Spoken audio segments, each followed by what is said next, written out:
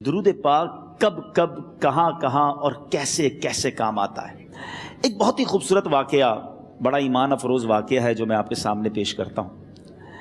ایک دوست نے اپنے ایک دوسرے دوست کو قرض دیا، اور جب اس نے قرض دیا تو وہ قرض ایک بڑی اماؤنٹ تھی، 3000 دینار۔ وہ ٹائم آ گیا جب اس ٹائم وہ قرض لینے کے لیے اپنے دوست کے پاس گیا کہ بھائی مجھے میرے پیسے واپس دو، تو اس نے کہا کہ پیسے تو نہیں ہے میرے پاس، میں کولیپس ہو گیا ہوں، بزنس اب میرا ختم ہو گیا ہے، میں تمہاری رقم نہیں دے سکتا۔ اس نے ایک اور ٹائم دے دیا اسے کہ ٹھیک ہے اب اتنے وقت دنوں کے بعد میں دے دوں گا۔ وہ ٹائم بھی گزر گیا، اور جب وہ ٹائم بھی گزر گیا تو اس کے بعد اس دوست نے کہا کہ اب تو پیسے دے دو بھائی، میرا ٹائم پورا ہو گیا ہے۔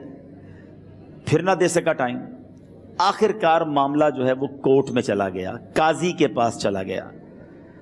اب قاضی نے جس کو پیسے دینے تھے اس کو بلایا اور کہا کہ بھائی آپ کو اس کے پیسے دینے ہیں؟ کہتا ہے ہاں پیسے تو دینے ہیں۔ تو کہا پھر دیتے کیوں نہیں ہو؟ کہا پیسے ہیں ہی نہیں، کاروبار ہی ختم ہو گیا ہے، قرضہ تو لیا تھا، اب میرے پاس بچا ہی کچھ نہیں ہے۔ تو کہا اچھا اب یہ بتاؤ کہ کب دو گے، کیسے دو گے؟ اس نے کہا بس میرے پاس پیسے ہی نہیں ہیں۔ تو کہا اب تمہارے پاس 30 دن کا ٹائم ہے، 30 ڈیز میں یا تو اس کے پیسے لوٹا دو یا 30 دن کے بعد تمہیں قید کر دیا جائے گا۔ یہ شخص اب گھر آیا، پیسے تو تھے نہیں، مگر شاید علماء نے لکھا کتابوں میں، یہ واقعہ کئی بڑی بڑی کتابوں میں لکھا اور درود پاک کے فضائل کی بڑی بڑی کتابوں میں لکھا، اور اس شخص نے سوچا کہ اس نے ایک حدیث پاک پڑھی ہوئی تھی کہ جس میں یہ نبی پاک علیہ الصلوۃ والسلام نے فرمایا ہے، جس کا مضمون ہے کہ جو شخص پریشان ہو، مصیبت زدہ ہو، اسے چاہیے کہ مجھ پر کثرت سے درود پاک پڑھے، کیونکہ درود پڑھنا مصیبتوں اور پریشانیوں کو لے جاتا ہے۔ اب اس عاشق رسول نے سوچا اور تو کچھ ہے نہیں، اب میں درود پاک پڑھنا شروع کرتا ہوں۔ صبح سے لے کر شام تک وہ درود پاک پڑھنے لگ گیا۔ 27 دن گزر گئے، only 3 days left، 3 دن باقی تھے قاضی کے پاس جانے میں۔ 27 دن گزر گئے درود پڑھتے پڑھتے۔ جب 28ویں رات آئی تو آنکھیں تو بند ہوئیں، مگر خواب میں اسے ایک آواز آئی، گھبراؤ نہیں، تمہارا قرضہ ادا کر دیا جائے گا، تمہارا مسئلہ سالو ہو جائے گا۔ صبح اٹھتا ہے، درود پاک پڑھ رہا ہے، مگر کہتا ہے یہ آواز سے تو مسئلہ حل نہیں ہوگا، پیغام کیا ہے اسے سمجھ نہ آیا۔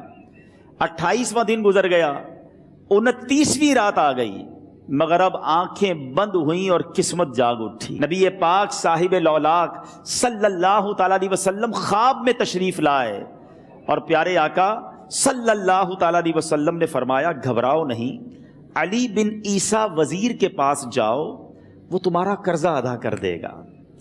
اب یہ عاشق رسول صبح اٹھا تو ویری فریش، حشاش بشاش کہ اب تو کام ہو گیا، نبی پاک نے خواب میں آ کر بشارت دی ہے۔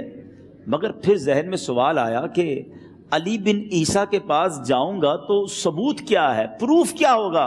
میں جا کر اس کو کہوں گا کہ میرا قرضہ دے دو، تو ایسے تو قرضہ نہیں دے دینا، اور میں نے اس کو کہا کہ مجھے نبی پاک نے خواب میں کہا ہے، اور اس نے اگر مجھ سے کوئی نشانی مانگی تو میں نشانی کیا دوں گا؟ آخری دن تھا، 29واں دن تھا، وہ بھی درود پڑھتے پڑھتے گزر گیا۔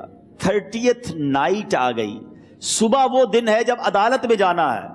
اب اس رات پھر نبی پاک علیہ الصلوۃ والسلام خواب میں تشریف لائے، اور آقا علیہ الصلوۃ والسلام نے فرمایا کہ علی بن عیسیٰ وزیر کے پاس جاؤ، وہ تمہارا قرض ادا کر دے گا۔ کہ حضور چلا تو جاؤں گا، لیکن اگر وزیر نے مجھ سے کوئی نشانی طلب کی تو میں کیا جواب دوں گا؟ پیارے آقا علیہ الصلوۃ والسلام نے کمال کا ارشاد فرمایا کہ علی بن عیسیٰ سے کہنا کہ تم روزانہ فجر کی نماز کے بعد 5000 بار درود پاک پڑھتے ہو، یہ راز فقط تم جانتے ہو اور تمہارا رب جانتا ہے۔ اب یہ جب صبح اٹھا تو ایک نشانی بھی مل چکی تھی۔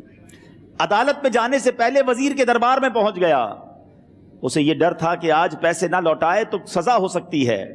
جب وزیر کے دربار میں پہنچا تو وزیر اپنے مشیروں کے ساتھ بیٹھا تھا۔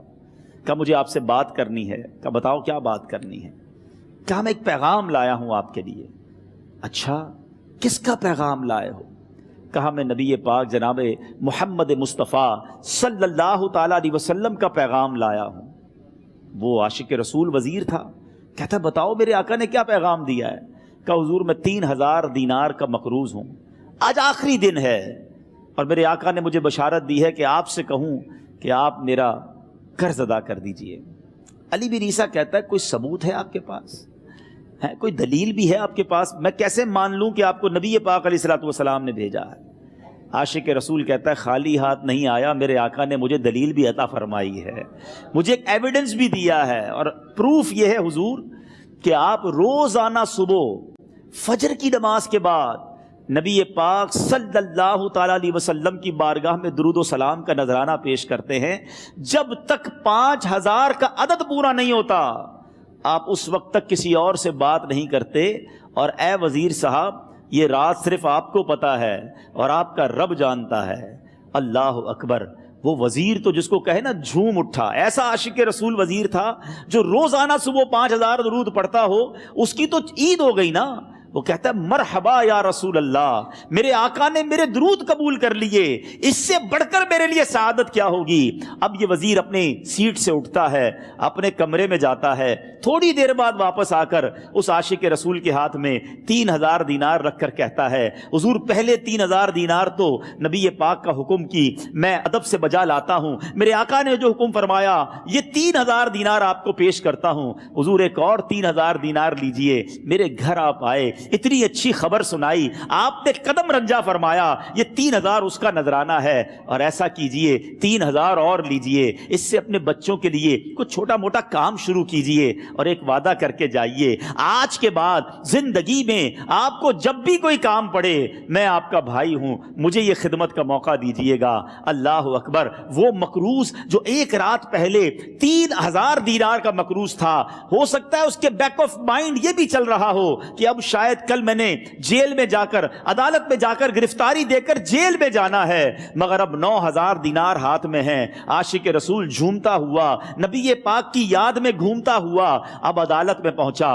عدالت میں everybody expecting over there کہ آج اس نے آنا ہے اور آ کر کہنا یہی ہے کہ پیسے تو نہیں ہیں، گرفتار کر لو، مگر جا کر اس عاشق رسول نے 3000 دینار جج صاحب کے ہاتھ میں رکھ دیے۔ قاضی کہتا ہے پہلے تو یہ بتاؤ پیسے آئے کدھر سے؟ تم تو کہتے تھے غریب ہوں، تم تو کہتے تھے کاروبار نہیں ہے، ایک مہینے میں اتنی بڑی رقم کا انتظام کیسے ہو گیا؟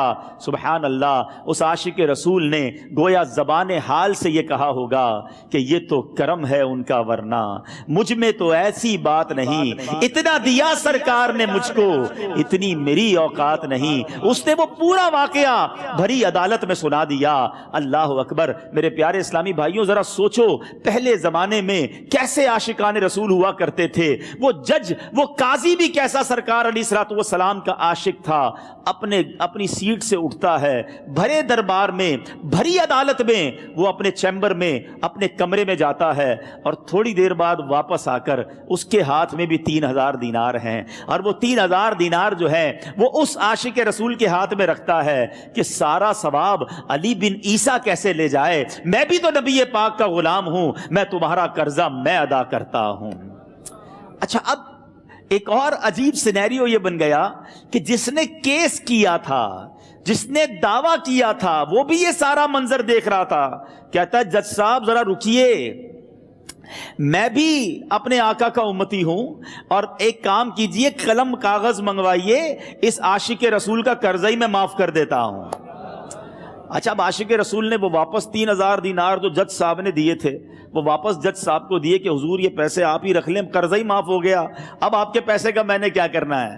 جج صاحب کہتے ہیں جو پیسے نبی پاک کے نام پر نکالے ہیں اب مجھے واپس نہیں چاہیے، یہ بھی تم اپنے ساتھ لے جاؤ۔ اللہ اکبر، میرے میٹھے اسلامی بھائیوں، وہ عاشق رسول ایک رات پہلے 3000 دینار کا مقروض ہے، اب 12000 دینار لے کر گھر کو واپس جا رہا ہے۔ اس ایک واقعے کے اندر جو ہم سب کے لیے درس ہے، جو ہم سب کے لیے پیغام ہے، شاعر لکھتے ہیں نا، دکھوں نے تم کو جو گھیرا ہو تو درود پڑھو، دکھوں نے تم کو جو گھیرا ہو تو درود پڑھو، جو حاضری کی تمنا ہو تو درود پڑھو۔ آج ہم بہت سارے